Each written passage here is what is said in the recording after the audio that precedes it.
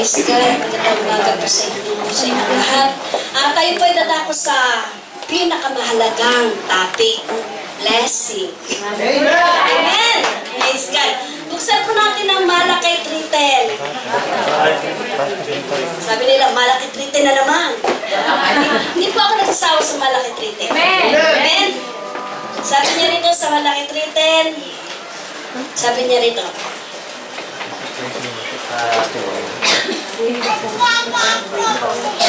sabi niya, pero ngayon, hinahamon po kayo. Hinahamon po tayo ng Panginoon.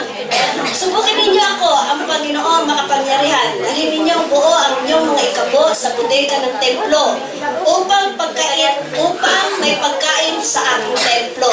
Kapag ginawa ninyo ito, bibigyan ko kayo ng ulan at ipupuhos ko ang sobra-sobrang pagpapala. Amen! Sobra-sobra po. Pag pinost po ng Panginoon yung sobra-sobra, hindi po natin siguro alam kung saan po natin lalagay. Amen! Meron po isang kwento sa probinsya po ng Pangasinan.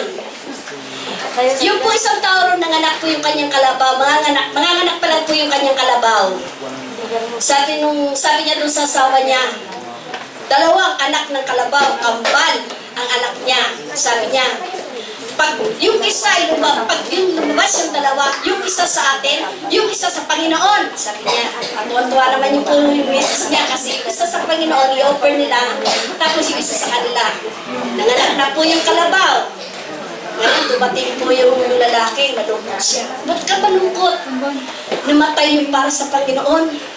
Sabi niya, bakit namatay? Sabi niya, hindi naman natin alam kung sa Panginoon niyo o ano, wala pa naman sinasabi. Hindi, namatay yung para sa Panginoon. Sabi niya, hindi, wala pang pangalan yung para sa Panginoon. Hindi, basta namatay yung sa Panginoon. Minsan ganun din po tayo. Pag dumarating po yung sahod natin, Lord, saka na muna. Kasi may babayaran pa ako. Bibili ako ng sapatos ko, maganda, ng aking damit, kasi anniversary namin. Praise God. Minsan nagiging ganun po tayo. Kung hindi po kayo nagiging ganun po ako minsan. Wala po amin, ako naamin po ako minsan. Minsan naamin ko na, noong unang-una pong pag dumarating po yung sundot, marami po akong babayaran ng isip ko, Lord, saka na muna. Ako na ibibigay sa'yo. Next week, promise. Ibigay ko. Pagdating na next week, susunod ba? Lord, saka na muna. Katulad po na, namatay yung sa Panginoon na yung kalabaw niya, namatay. Namatay yung para sa Panginoon yung kalabaw niya. Alam po ninyo, ang tinitignan po talaga ng Panginoon yung heart natin. Ang sabi niya rito, ibibigay ko ng sobra-sobra pag ako'y yung kinuna. Pag inuna po natin ang ating Panginoon, huwag po natin titignan kung ano yung po nasa paligid natin. Pag tayo po ay nangako sa Panginoon, na yung para sa Panginoon ay para sa Panginoon, ibigay po natin yan.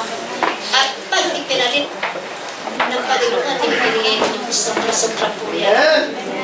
Dahil ako sa ito lang po, marami po ang naranasan. Nung unang-una pong dating ko rito, first time po pumunta rito sa church dito.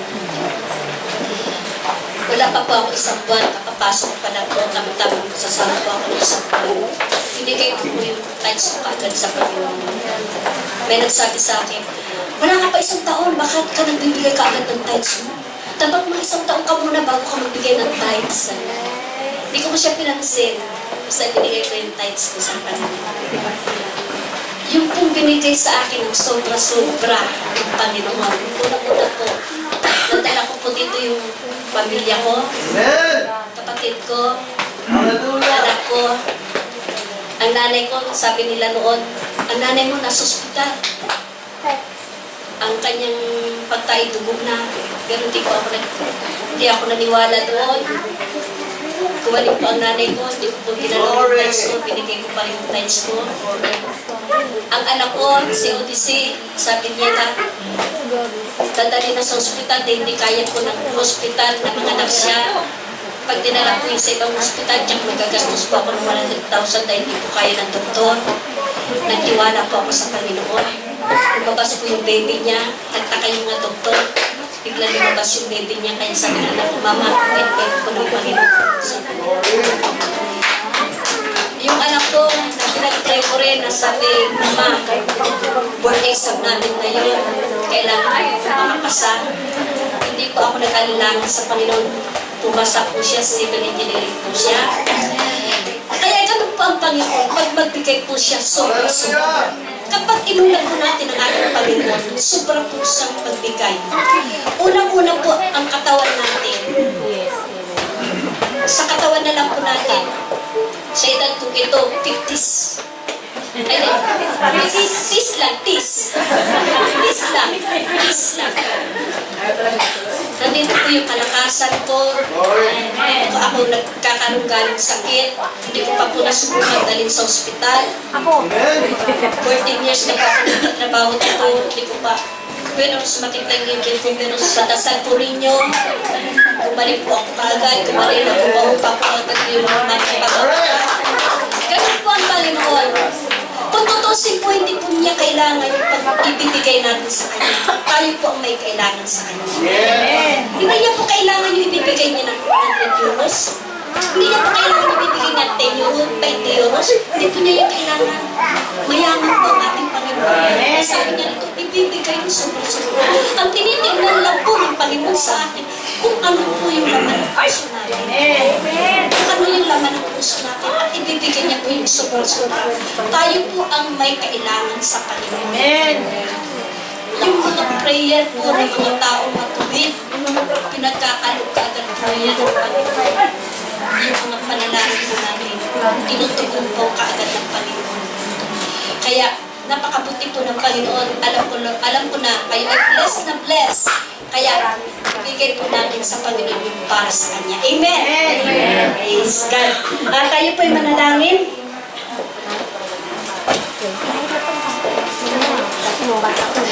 Praise you, Jesus. Father God, in the name of Jesus Christ, Lord, pinupuri ka namin sa umagang itong Panginoon. Salamat, Ama, sa lahat po ng bagay na siyang ginawa mo po sa aming buhay, Father God. Lord, salamat, Ama, na hindi mo po tinitignan yung aming ibibigay sa iyo, Father God, kundi ang tinitignan mo po, Panginoon, galing sa puso namin. Yung puso po namin ang tinitignan mo po, Panginoon, kung paano kami magbigay sa iyo, Father God. Lord, salamat po, Panginoon, sa lahat ng pangako mo sa amin. At sa ibinibigay mo po sa amin ng kalakasan, katagumpayan, Father God. Salamat, Ama, Diyos na banalay, dahil yung po mga lalagyan namin ay puno-puno at sobra-sobra, hindi po kami nagkukulang, Father God. Lord, salamat po, Ama, Diyos na banal, dahil mapayapa po ang aming buhay, Father God. Binibigyan mo po kami ng lakas, Panginoon ko. Ama, ang ibibigay po namin ay galing sa iyo. Tapos po namin ibibigay ito para sa iyo, Panginoon ko. Lord, salamat, Ama, Diyos na banal, dahil pinagpapala mo po ang aming buhay, Panginoon. Pinupuri ka namin, pinapasalamatan ng buong puso, Father God. Dakila kang Diyos, Panginoon ko. Salamat, Ama, sa lahat po ng bagay nito, Father God. Lord, paspasan mo po pa rin ang alam ko na magbibigay sa iyo, Panginoon ko. At salamat, Lord God, na hindi po sila magkukulang, Father God, sa kanilang malalagyan. Pagko siya po ay sobra-sobra at puno-puno at pag-aabot. Ama, maraming salamat, Father God. Salamat, Ama, Diyos na banal sa lahat ng bagay nito. Pinupuri ka namin, pinapasalamatan ng puso sa pangalan ni Jesus. Amen.